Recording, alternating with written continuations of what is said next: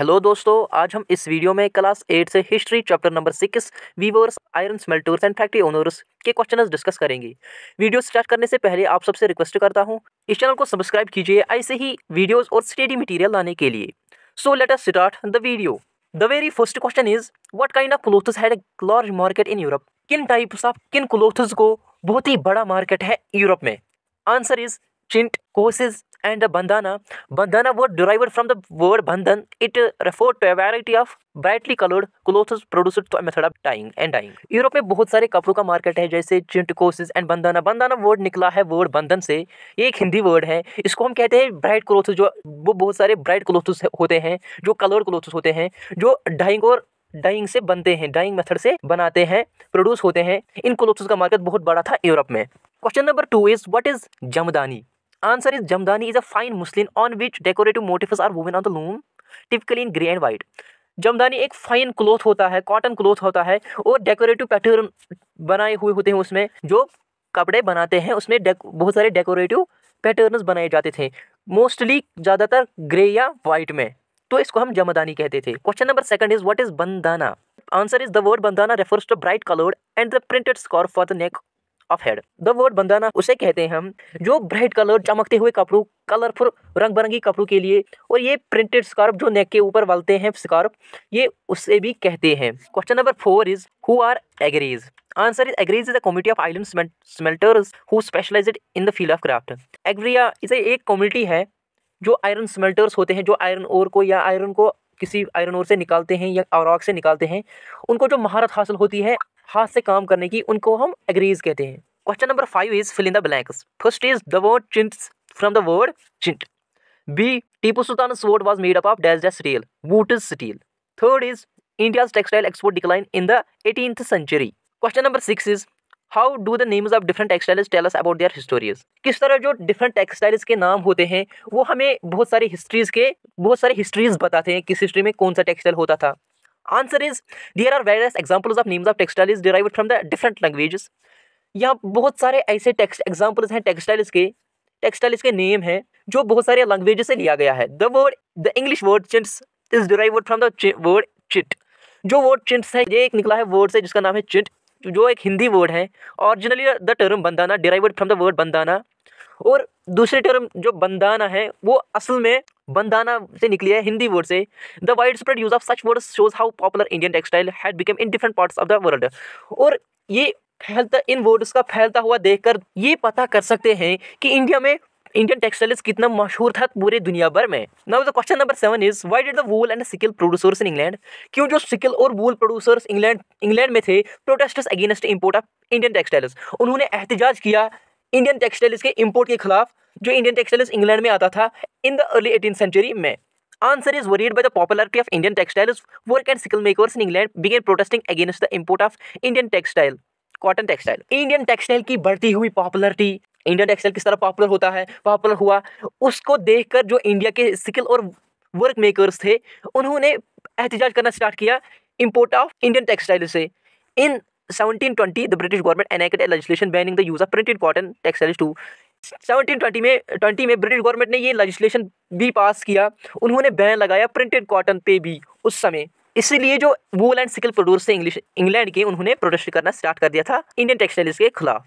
Question number 8 is how did the development of cotton industry in Britain affected textile industry in India, textile producers in India. किस तरह जो development cotton industries की development हुई Britain में वो affect किया textile cotton in India में। Answer is first part Indian textile now had to compete with the Britain textiles in the European and American markets. First point है Indian textiles को अब compete करना पड़ेगा British textiles के साथ Europe और America market में। B part exporting textiles to England also became increasing difficulty since very high duties were imposed on the Indian textiles imported British. और इंग्लैंड को टेक्सटाइल्स बेचना भी बहुत ही मुश्किल हो गया था उस समय, क्योंकि इंग्लैंड गवर्नमेंट ने बहुत सारी ड्यूटीज लगाई थी, बहुत सारे बैनर्स लगाए थे इंडियन टेक्सटाइल्स को उस समय।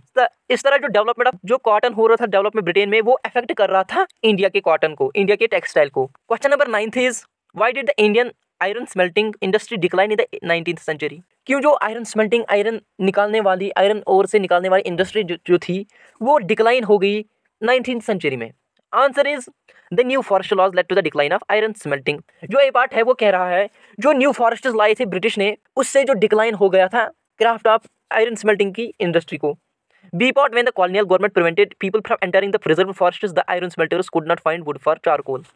दूसरा, जो कॉलोनियल गवर्नमेंट थी, जो ब्रिटिश उस समय था, उन्होंने मना कर दिया था रिजर्व्ड फॉरेस्ट्स को एंटर करने से। तो उन्होंने जो आयरन स्मेल्टर्स थे बेचारे, वो चारकोल के लिए वुड कहाँ से लाते थे, कहाँ से ढूंढते, जब उस पर एंटर ही नहीं कर सकते थे।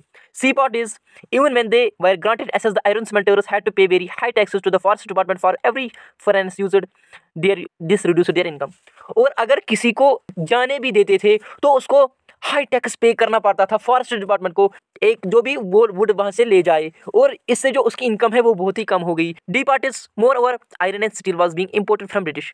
और जो ज्यादातर आयरन और स्टील था वो ब्रिटिश से इंपोर्ट किया जाता था इंडिया में। फिर What problems did the Indian textile industry face in the early years of its development?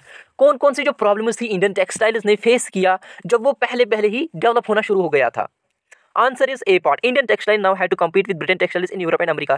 क्योंकि उसको पहले ही कम्पीट करना पड़ा ब्रिटिश टेक्सटाइल से जो यूरोप और अमेरिकन मार्केट्स में। B part exporting textiles to England also became increasingly difficult since very high duties were imposed on Indian textiles import to Britain। और जो इंडियन टेक्सटाइल्स इंग्लैंड जाते थे वो बहुत ही मुश्किल हो गया था फिर, क्योंकि इंग्लैंड ने बहुत ही हाई ड्यूटीज हाई टैक्सेस लगाए थे उस समय इंडियन टेक्सटाइल्स पर जो ब्रिटेन जाए। C part is European companies have stopped buying Indian goods and their agents no longer give out advantage to weavers to secure supplies. और जो यूरोपियन कंपनीज थी उन्होंने भी रोका फिर इंडिया के प्रोडक्ट्स बाय करना, और उनके जो एजेंट्स थे उन्होंने भी छोड़ दिया बताना इसके एडवांटेजेस क्या है, ये कितना सिक्योर है। D part is by 1830s 2/3 of all cotton made of clothes produce in India. और 1830s के पहुंचते पहुंचते जो 2/3 ऑफ कॉटन था वो प्रोड्यूस होता था फिर ब्रिटेन में। Question number 11 is what helped TISCO expand in steel production during the first world war. किन चीज़ों ने मदद की टिस्को कंपनी को ताकि वो अपना जो स्टील प्रोडक्शन है किस तरह उन्होंने एक्सपेंड किया फर्स्ट वर्ल्ड वॉर में? Answer is A part steel producer in Britain now had to meet the demands of the war in Europe. जो स्टील ब्रिटेन में प्रोड्यूस होता था उनको अब बाहर की डिमांड से मीट करना था, जो वार में चाहिए था उनको वो जरूरी देना था। So import of British steel in India declined. जो इम्पोर्ट ब्रिटिश से स्टील इंडिया आता था वो डिक्लाइन हो गया, वो कम हो गया, क्योंकि उन्होंने सारा उस वार में लगाया। B part the Indian railways turned TISCO for supply of railways. और जो इंडियन रेलवेज था टिस्को को उस रेलवेज बनाने के लिए अब रेल्स देने पड़ा, स्टील देना पड़ा। C part is at the war drag on for several years TISCO had to produce shells and carriage wheels for the war। और जब वार बढ़ता ही गया बहुत सारे सालों तक टिस्को कंपनी को अब शेल्स और कैरेज व्हील्स भी बनाने पड़े फॉर द वार के लिए। D part is by 1919 the colonial government was buying 90% of the steel manufactured by the TISCO. और 1919 के पहुंचते जो कॉलोनियल गवर्नमेंट थी, जो ब्रिटिश गवर्नमेंट थी, उन्होंने 90% स्टील मैन्युफैक्चर करते थे फिर टिस्को कंपनी से। इस तरह से होता है ये यूनिट खत्म। अगर आप किसी भी चैप्टर या किसी भी सब्जेक्ट के क्वेश्चंस लिखना चाहते हो, आप इस चैनल की प्लेलिस्ट चेक करें, वहाँ सारे क्लासेस, वहाँ सारे सब्जेक्ट्स मिल जाएंगे, वहाँ सारे चैप्टर्स मिल जाएंगे। So please check them. Thank you so much for watching.